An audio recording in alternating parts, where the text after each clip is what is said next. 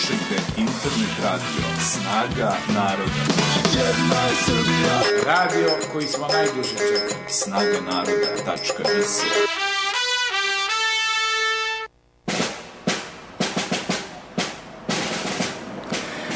Alors bonjour à tous les auditeurs. Aujourd'hui, vous vous trouvez dans l'émission de Yves Bataille. Vous écoutez donc la radio de la Serbie libre Snaga naroda. En traduction, c'est Force du peuple. Et je dois dire que, étant donné que la présence de Madame Mila Lečković, professeure, a été annoncée tout à l'heure en serbe, malheureusement, elle aussi, elle est en voyage, comme Yves lui-même. Et pourtant, donc, Danica Drobac s'adresse à vous et se dirige à vous, et j'essaierai donc de les remplacer dignement. Voilà. Alors, je vous propose de commencer, et je commencerai peut-être par les quelques toutes petites, mettons, actualités concernant notamment la Serbie, qui ont attiré notre attention.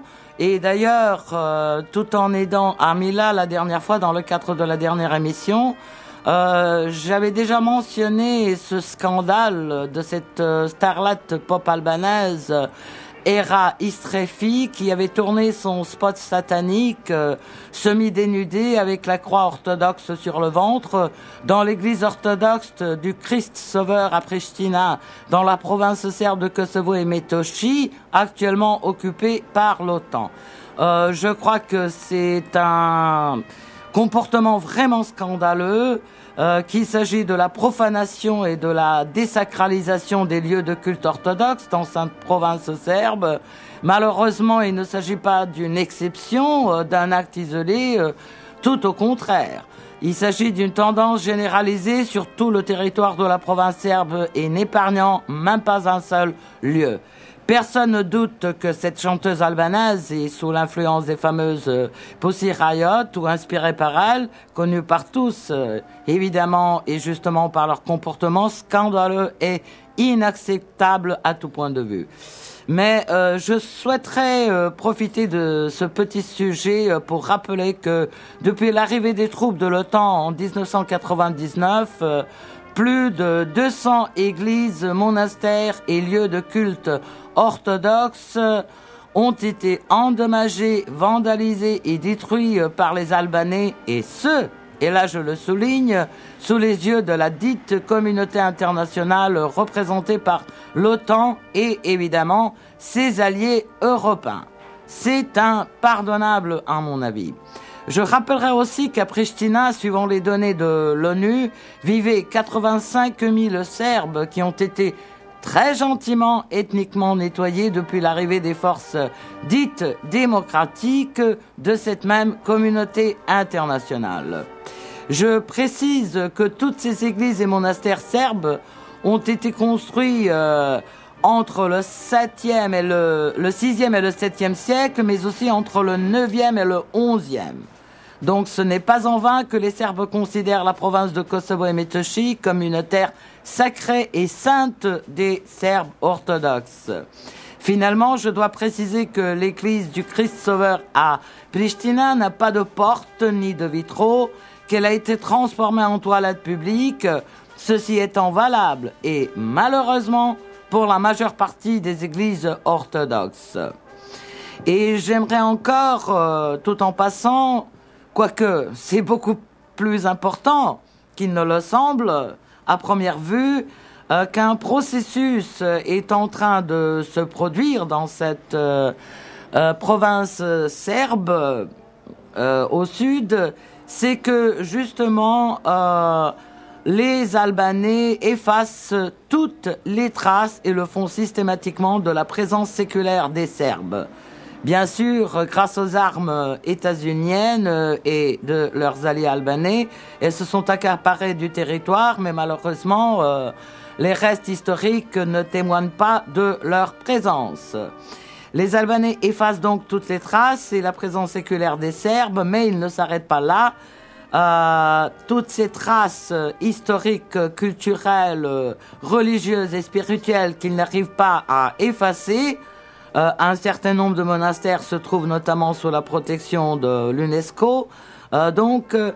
Il les albanise, de sorte que les personnages historiques les plus célèbres de l'histoire glorieuse de la Serbie médiévale deviennent subitement des Albanais.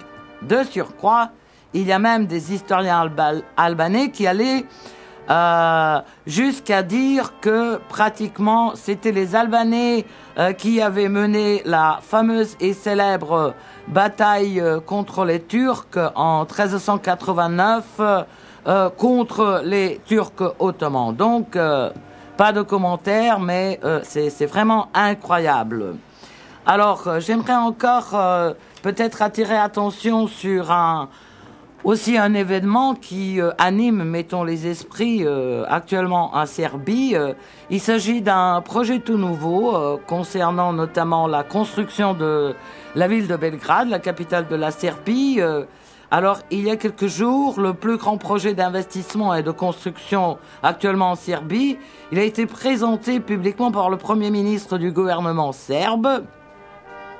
Et ce, en présence du représentant de la société arabe à laquelle a été confiée la mise en œuvre de ce projet. C'est une société Eagle Hills et le représentant était monsieur Mohamed El Abar. Donc c'est un projet dont la valeur correspond, suivant certaines sources, à 3,1 milliards d'euros ou de dollars, parce que dans des sources on disait qu'il s'agissait des dollars et dans une autre on disait qu'il s'agissait des euros. Ce projet prévoit la construction d'un quartier de luxe, et ce sur la rive droite du fleuve Sava. Je ne sais pas si les auditeurs le savent, mais Belgrade est très bien situé parce que il se range parmi les rares villes capitales qui se trouvent sur le confluent de deux fleuves, celui de Sava et du fameux Danube. Alors, suivant ce projet de construction, 2 millions de mètres carrés devraient être construits et le début de la construction a été envisagé pour le mois de mars 2015. Alors, ce qui attire le plus, c'est la construction d'une tour d'une hauteur de 200 mètres 10, ressemblant, suivant la maquette qu'on a vue, aux tours déjà construites dans un certain nombre de villes de pays arabes. La maquette du quartier entier a été exposée publiquement et les Belgradois ont eu la possibilité de la voir dans le bâtiment de Geozavod. À l'époque, c'était l'Institut géologique. Et pour ce faire, ce bâtiment très ancien, construit il y a plus de 6 décennies, a été rénové et restauré lui aussi. Donc, suivant ce projet, il s'agit de mettre en place, de construire un quartier de luxe et hyper moderne. Cependant, les Belgradois, ainsi que les citoyens de toutes les autres régions de la Serbie se demandent que vient faire un tel projet de luxe dans un moment très mal choisi. Car la pénurie, la pauvreté et la faim en Serbie ne cessent d'augmenter. Parce que le gouvernement mène une politique d'austérité rigide, suivie des hausses de prix, ce qui entraîne bien sûr l'appauvrissement général de la population. Ce qui inquiète aussi, c'est la hauteur de la tour, car à Belgrade, il y avait défense de construire des gratte-ciel, et on apprend que pour pouvoir la construire, cette défense a été annulée. Alors on se demande à juste titre... qu'est-ce qu'il va devenir Belgrade du jour à lendemain, surtout si cette manière de construire ce type de bâtiment se généralise. On a aussi l'impression que les choses ont été faites à l'envers, car des litiges concernant les droits à la propriété sur le terrain englobé par ce projet majestueux n'ont pas du tout été réglés. Comment est-ce possible de se lancer dans un tel projet sans savoir au préalable régler toutes ces questions de propriété? Cette idée de faire descendre, comme on dit chez nous, Belgrade sur des rives de ces fleuves n'est point nouvelle. Elle existe depuis pas mal de temps. Elle est sincèrement très attirante et surtout très séduisante. Pourtant, Belgrade de nos jours, au quotidien, se heurte au problème beaucoup plus simple, même intolérable au XXIe siècle, comme par exemple l'inexistence du réseau de conduite d'égouts dans un certain nombre de quartiers de la banlieue belgradoise.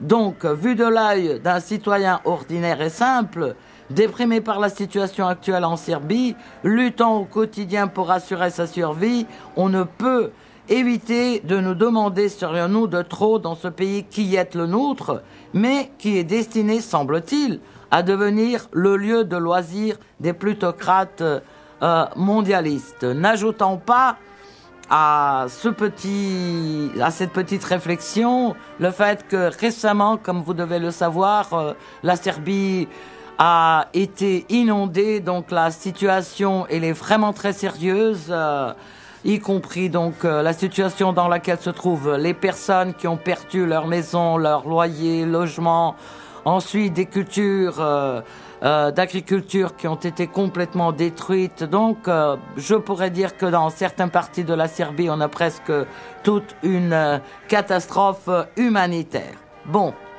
Alors, j'aimerais dire aussi encore une autre chose, c'est que il y a quelques jours, on a eu la célébration de l'anniversaire de la très glorieuse bataille de Kosovo. Déjà, par tradition, cette célébration, elle est organisée à Gazimestan, qui se trouve à proximité de Pristina. Et ce qui est peut-être intéressant de vous dire, c'est que le président de la République de Serbie, il a été présent en personne, mais il a été hué et par les sifflements des personnes qui assistaient à cet anniversaire, il a été empêché de finir son discours et il a dû quitter le lieu. Et ce discours, normalement, il tient lieu devant le monument du Saint-Serment de Lazare. Et encore un petit détail qui me semble très important quand on parle de la Serbie, mais aussi de l'Europe continentale, bien sûr, c'est que l'Autriche, elle nous a vraiment très surpris le 24 juin, car elle a signé ce contrat pour la construction de ce gazoduc sud, ou bien connu sous le nom de South... en anglais, bien sûr. C'est une surprise, mais cette fois-ci bonne, parce que on s'attendait pas que l'Autriche le tranche en quelque sorte, compte tenu de toutes les pressions qui sont faites notamment par les États-Unis sur la Bulgarie, mais aussi sur la Serbie pour empêcher notamment la construction du South Stream. Donc ce contrat il a été signé avec le OMV du côté de l'Autriche et le Gazprom russe. Je pense que c'est une bonne claque aux atlantistes et le brave de par sa nature les sanctions imposées à la fédération russe. Alors maintenant un peu de musique.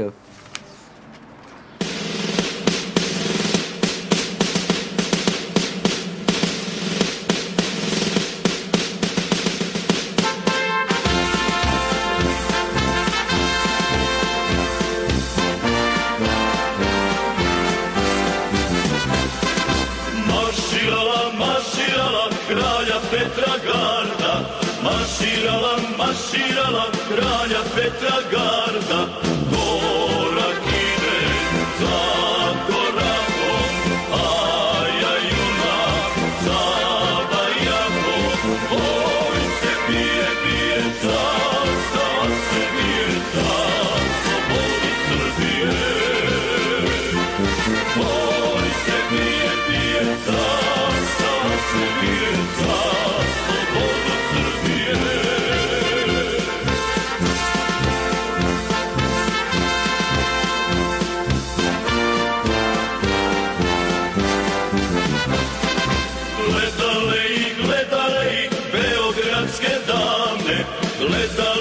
Gledale ih beogradske dame, korak ide za korakom, a ja junak za barjakom.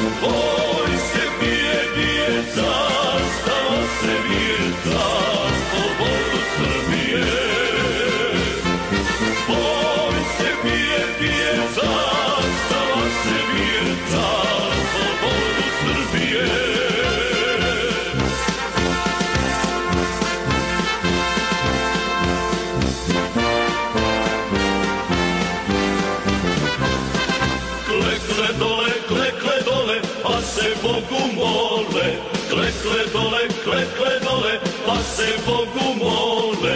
Korak ide za korakom, a ja junak za barjakom.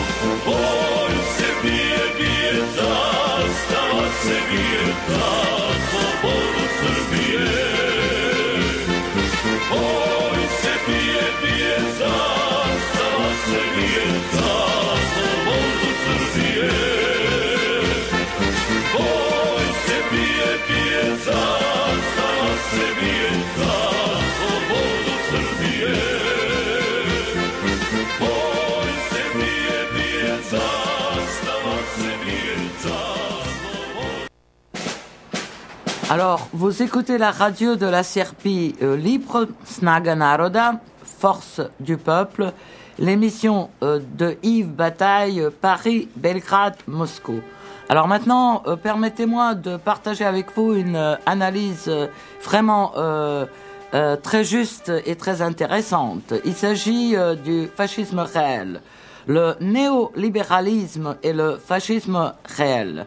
Ils représentent aujourd'hui le principal danger qui menace notre République, c'est-à-dire l'extrémisme le plus subtil et le plus incompris, donc le plus mésestimé dans sa capacité destructive. Ce nouveau fascisme se manifeste à travers une offensive généralisée contre les intérêts de la France et de nombreux autres pays, notamment européen. Il ne s'agit pas d'un vaste complot, mais d'un mode autoritaire de gouvernance qui se globalise dangereusement depuis la révolution Reagan des années 80 et de la dérégulation financière correspondante. Ainsi, l'influence et la richesse de ce que l'ancien diplomate et universitaire Peter Dale Scott a appelé la supramonde se sont démesurément amplifiées. Cette offensive néolibérale, multiforme et incessante sert avant tout les intérêts de la politique étrangère des États-Unis et de leurs multinationales. Mais elle est également profitable à une nouvelle aristocratie apatride, une hyperclasse informelle qui n'est pas de visage, qui dirige les marchés et qui domine les cercles médiatiques, économiques et politiques français. Cette hyperclasse ne constitue pas une structure hiérarchisée agissant de manière coordonnée, mais une classe sociale hautement privilégiée qui utilise son influence excessive pour s'enrichir au détriment de l'économie réelle. Manifestement, la plupart des Français de cette hyperclasse sont animés par un état d'esprit pathologiquement cupide et déloyal envers notre pays. En effet, à l'image de nos principaux dirigeants politiques, leurs allégeances profondes sont essentiellement atlantistes, sionistes et hydrocarbo-monarchistes. Au regard de la désindustrialisation accélérée de la France, du consensus politique derrière la privatisation de son économie et de l'exode fiscal d'un nombre croissant d'entreprises du CAC, cette mentalité commune à la plupart de nos élites qui, comme l'a dénoncé la députée d'Aisne et ancienne directrice de l'ENA, Marie-Françoise Bechtel, partage une détestation envers la nation française. Imposée par des élites hostiles à leur patrie, le néolibéralisme prend la forme concrète d'une véritable guerre économique, financière, idéologique, psychologique et sécuritaire. Une attaque si déstabilisante que, dorénavant, la menace de troubles sociaux à caractère insurrectionnel n'est plus exclue par l'État français. Appuyée par les grandes écoles et les médias de masse, cette offensive néolibérale est à la fois brutale et invisible car elle est soutenue quotidiennement par le conformisme de la presse écrite et audiovisuelle. C'est pourquoi il est difficilement perceptible en tant que menace réelle et immédiate par la majorité de nos concitoyens. Hélas, elle amoindrit lentement mais efficacement les structures de l'État-providence héritées du Conseil national de la résistance. Non conventionnelle et intensive, cette guerre asymétrique a comme finalité d'enrichir les riches et d'appauvrir les pauvres au mépris de la souveraineté étatique, pérennisant ainsi une nouvelle guerre des classes menée verticalement du fort au faible à l'échelle globale. Les travaux de Thomas Piketty, qui deviennent un paradigme majeur en matière d'analyse économique, tendent à le démontrer de façon indiscutable. Cette guerre des classes d'un nouveau genre, encouragée par la globalisation financière et la révolution informatique dans les échanges boursiers, a d'ailleurs été admise par l'un de ses principaux belligérants, le multimilliardaire états-unien Warren Buffett. Bien que cet aveu soit ironique, il illustre néanmoins une réalité concrète.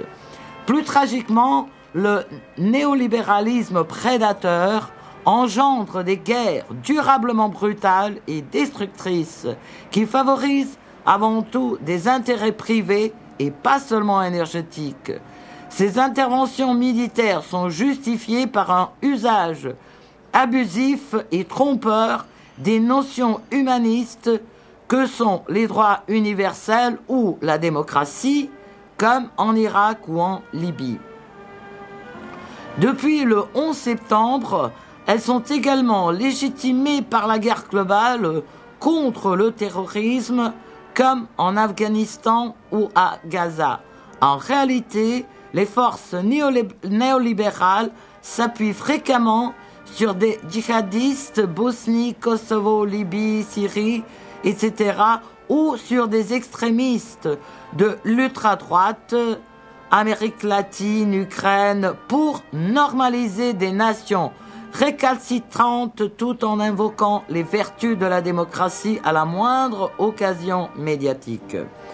Plus important encore, le néolibéralisme se fonde sur la conviction que les crises, les guerres et les désastres sont le moyen le plus efficace pour imposer au peuple des mesures économiques qui seraient inacceptables en temps normal, comme l'a démontré l'économiste Naomi Klein.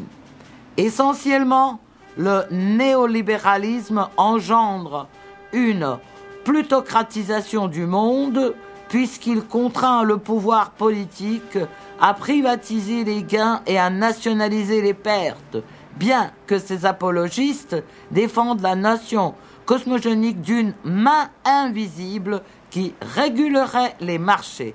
En réalité, le néolibéralisme ne relève pas du libéralisme économique, mais d'un socialisme des nantis.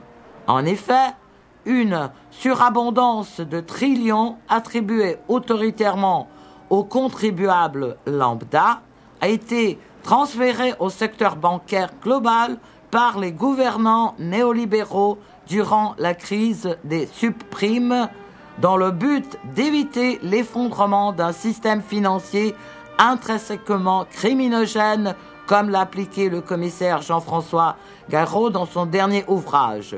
Il en résulte une crise mondiale de l'endettement qui légitime une nouvelle migration massive de fonds publics vers le secteur privé à travers ce qui est communément appelé l'austérité. La guerre contre le terrorisme a également engendré un transfert colossal de ressources publiques vers des entreprises privées. Le coût de ces interventions armées meurtrières, mais stratégiquement désastreuses, ayant contribué à la déstabilisation économique et financière globale. Le néolibéralisme se nourrit donc de ces catastrophes humaines et le caractère crisique du système monde globalisé promet d'heureux lendemains à l'hyperclasse tirant profit de ces désastres. Un peu de musique.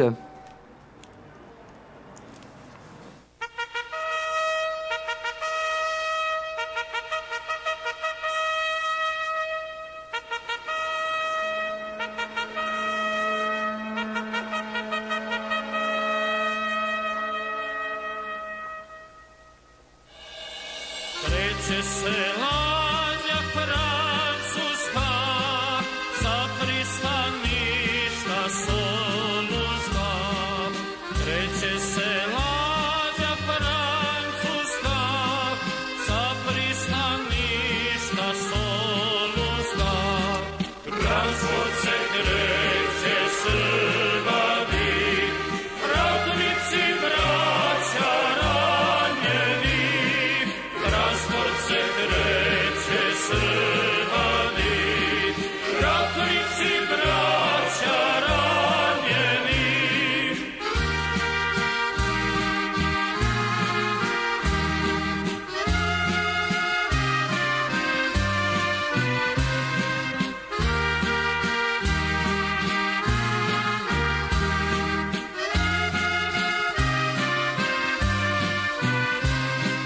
Silno je more duboko, duboko plavo široko.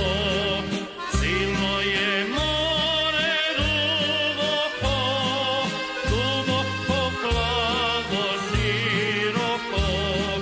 Kraj mu se ne da videti, ne mogu misli podneti.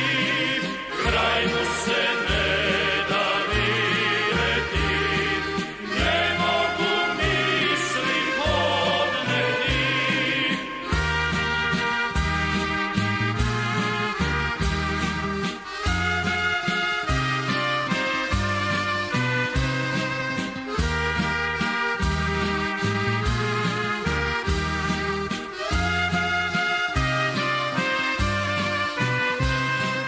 Polazim tužan, bolestan, pomislim Bože nisam sam. Polazim tužan, bolestan, pomislim Bože nisam sam. I moja braća putuju i sa mnom zajedno tuguju. I moja braća putuju i sa mnom zajedno tuguju.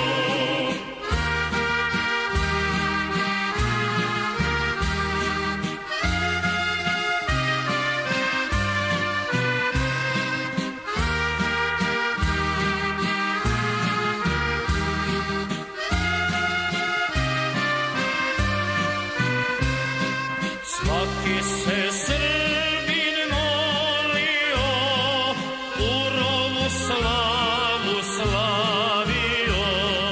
Svaki se Srbin molio, u rovu slavu slavio. Svi mole svetog Nikolu, njegovu silu na moru. Svi mole svetog Nikolu, njegovu silu na moru.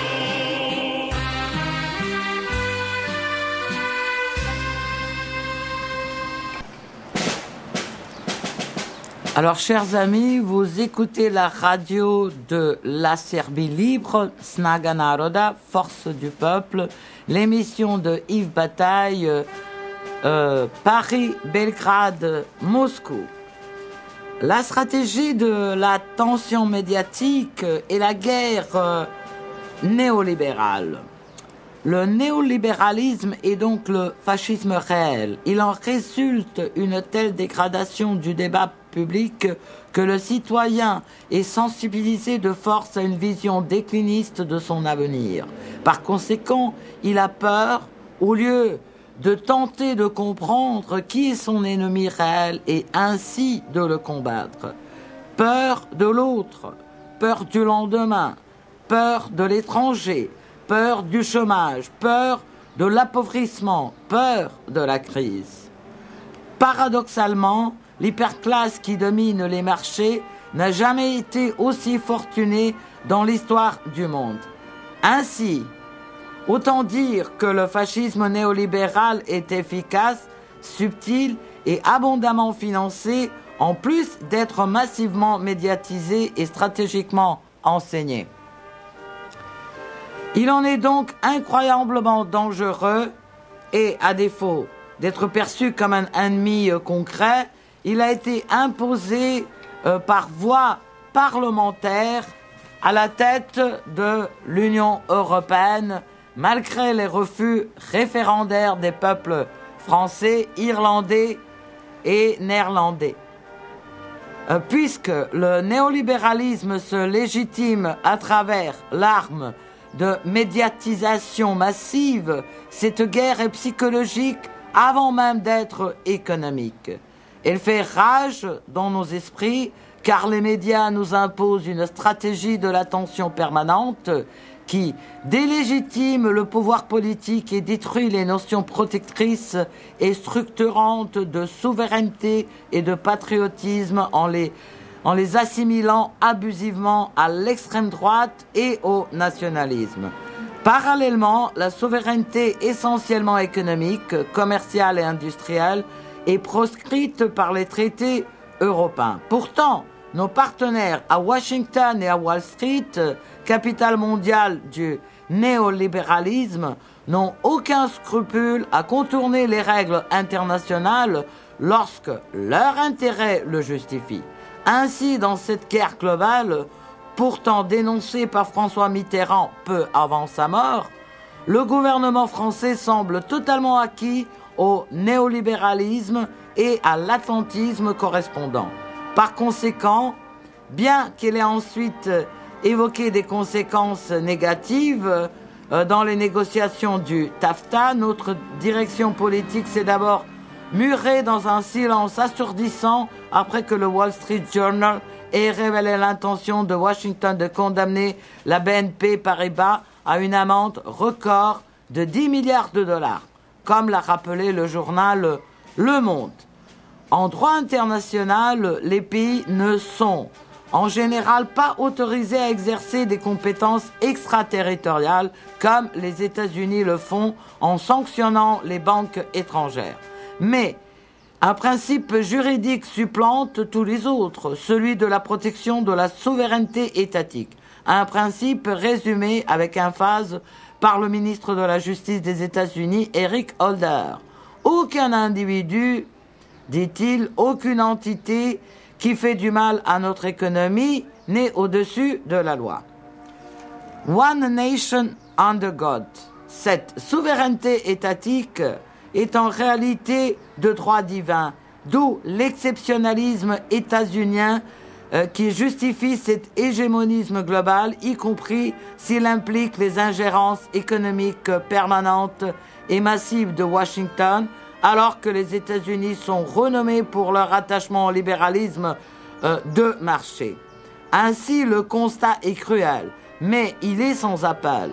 Le néolibéralisme exige que la souveraineté soit légalement proscrite aux vassaux étrangers, notamment européens. Mais l'extraterritorialité du droit naturel du souverain est imposée illégalement à travers de discrètes ententes technocratiques, voire des menaces publiques ou officieuses. Au sein de l'Union européenne, ce nouvel ordre extra-juridique se met en place subrepticement sans que les peuples concernés ne soient consultés, comme l'a expliqué le sociologue Jean-Claude Pey. Dans ce contexte, comment nos responsables politiques peuvent-ils ignorer cette guerre néolibérale menée contre la France et l'Europe, en particulier à l'aune de l'affaire Snowden et de la volonté de Washington d'enculer l'Union européenne à travers la crise ukrainienne. Pourtant, Malgré cette hostilité manifeste de nos alliés, le cadre institutionnel de l'Union européenne reste majoritairement attentiste, donc acquis au néolibéralisme et à son bras armé qu'est l'OTAN. La guerre est silencieuse et feutrée depuis le bâtiment Berlaymont, sachant que la plupart des hauts responsables y siègent font preuve d'une loyauté absolue envers les États-Unis et leurs intérêts. Accord SWIFT, TAFTA, etc. Cette guerre n'en est pas moins intensive, brutale et démocraticide, ce que perçoivent majoritairement les électeurs français sans parfois même en avoir la conscience. Un peu de musique.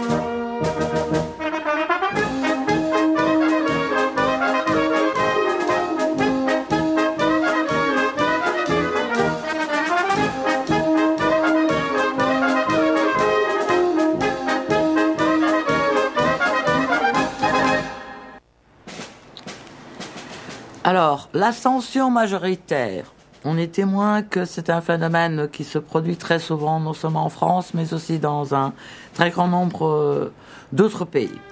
Alors, qu'est-ce que c'est que l'ascension majoritaire? C'est la délégitimation populaire du néolibéralisme. Parallèlement, une succession ininterrompue de scandales a discrédité durablement le pouvoir politique français. L'impuissance communicationnelle de François Hollande au lendemain des élections européennes, ainsi que la déchéance fulgurante de Jean-François Copé et de son organisation en sont des illustrations évidentes et cruelles.